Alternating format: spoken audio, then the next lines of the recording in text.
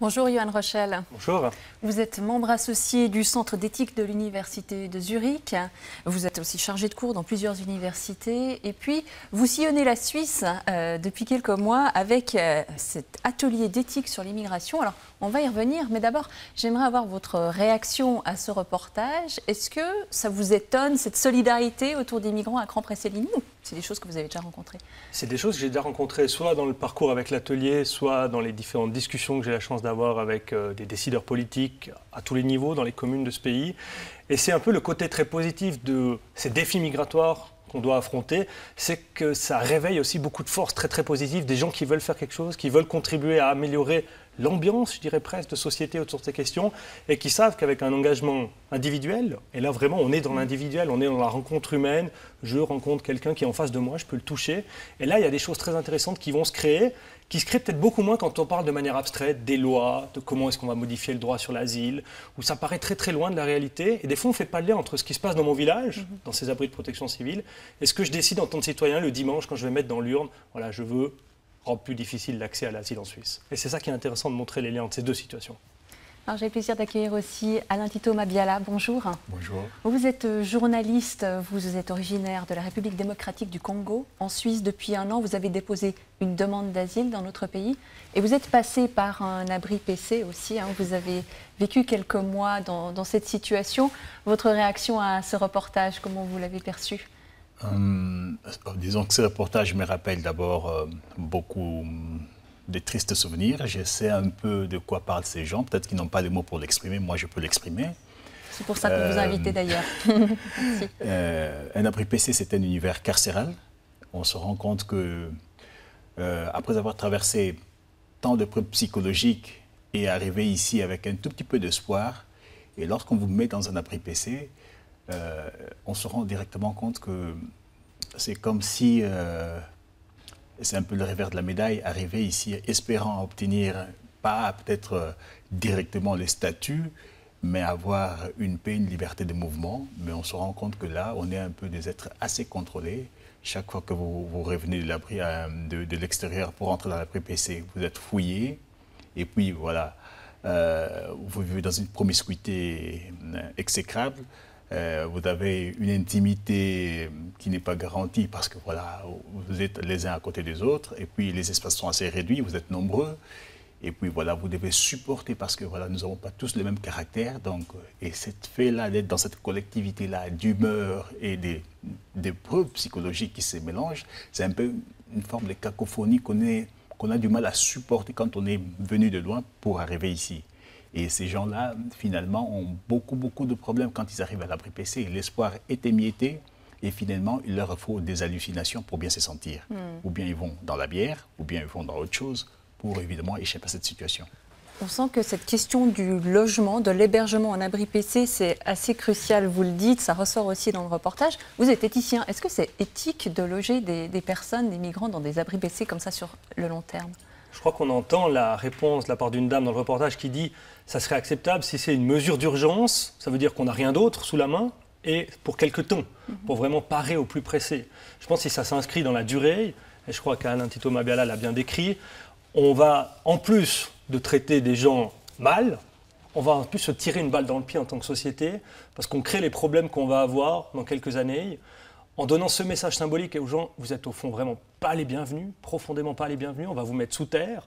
Et les Suisses sont les mieux placés pour connaître cette protection civile. Chacun dans sa maison a un abri ou dans son immeuble.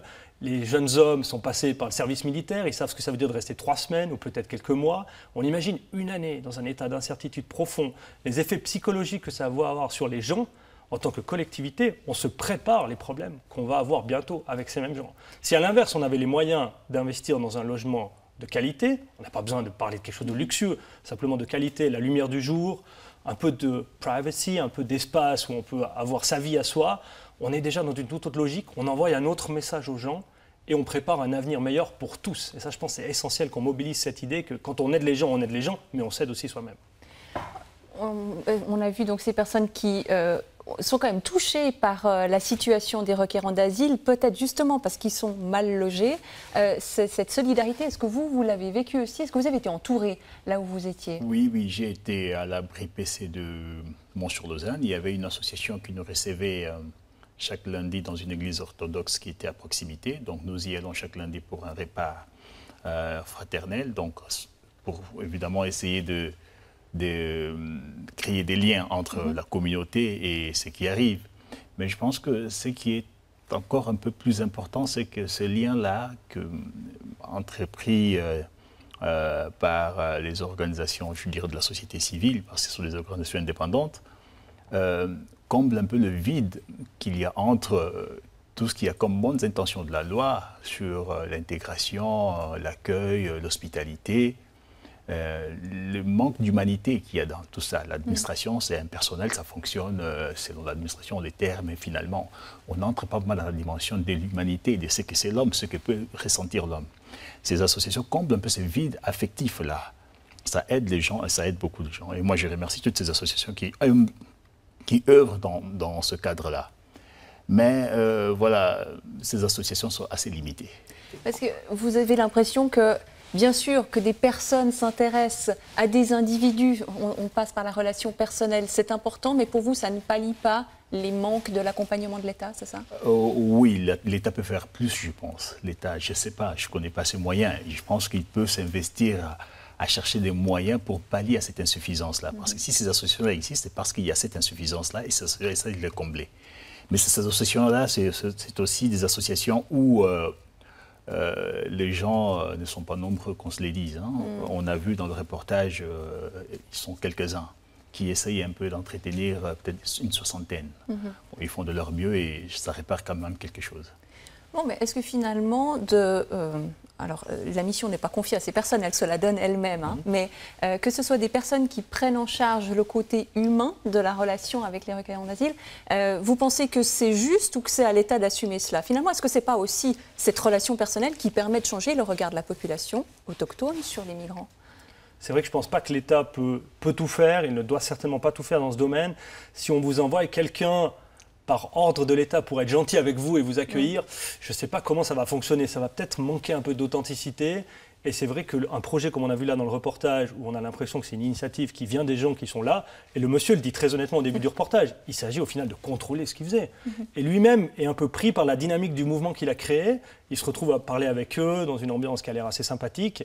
Et c'est là, au fond, que c'est magnifique, parce que ça crée ce lien au niveau local. C'est les gens qui vont ensuite partager le quotidien dans les rues. On va se voir, quand on va amener les enfants à l'école, on va croiser des gens.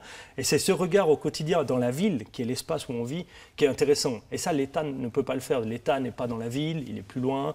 Il doit aussi gérer le cas. Je pense qu'il faut distinguer assez clairement entre ceux qui sont responsables de l'accueil, de gérer les soins, et ceux qui vont prendre la décision sur l'asile, est-ce que oui ou non la personne sera reconnue comme réfugiée.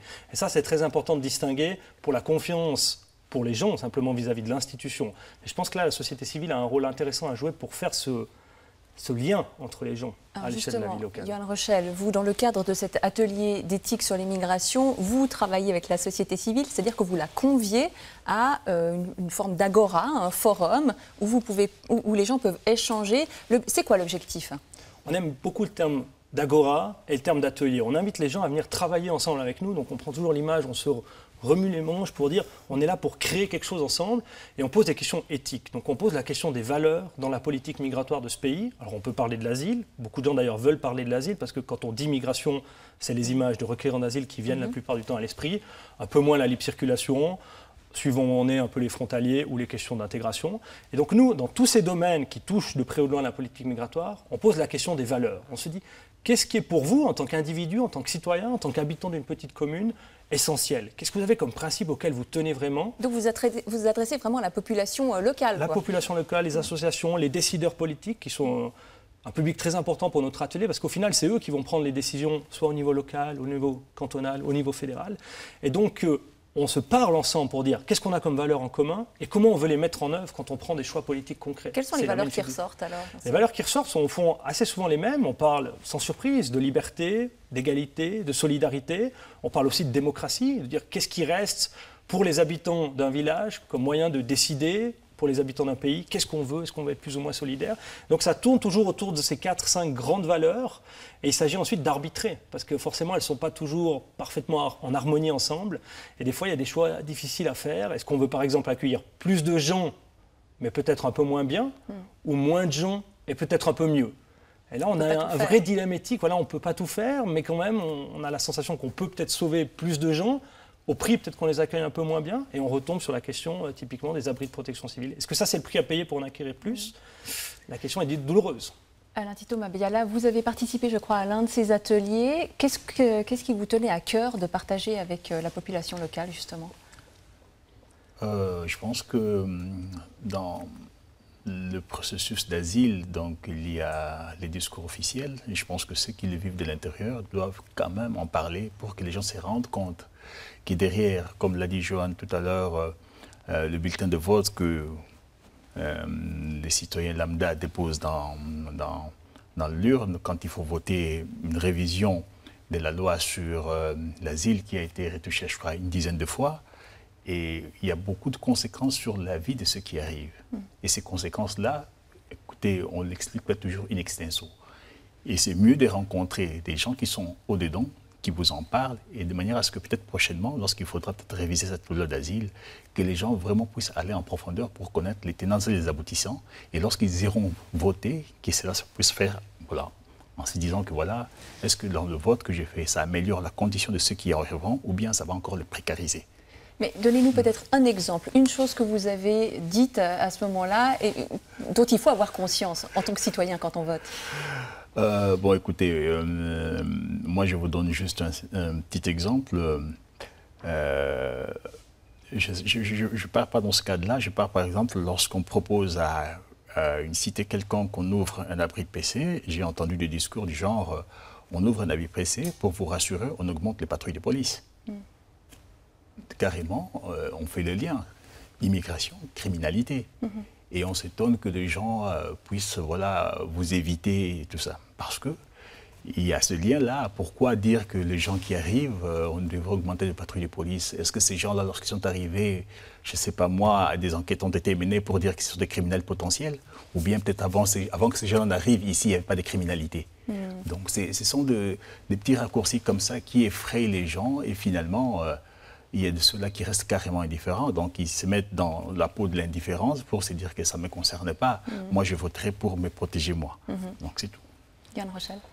J'appelle tous les spectateurs à réfléchir. Quand c'est la dernière fois qu'ils ont entendu quelqu'un qui est dans le processus d'asile témoigner, dire, et c'est au fond très très très rare d'avoir quelqu'un qui peut l'exprimer, comme vous l'avez dit auparavant. J'espère que je n'aurai pas de représailles. Parce que non, j'espère aussi. Ouais. Et qu'on considère surtout comme un sujet. Trop souvent, quand on parle de migration, on parle au sujet des migrants, mais on les entend rarement parler eux, parce qu'on a la fâcheuse tendance à les considérer comme l'objet de nos décisions et pas comme des acteurs de la vie qu'on va devoir mener ensemble. Et c'est ça qui est passionnant dans ce reportage, c'est qu'on voit que ces gens deviennent, vu qu'ils sont acceptés symboliquement par les gens du village, des acteurs de ce village.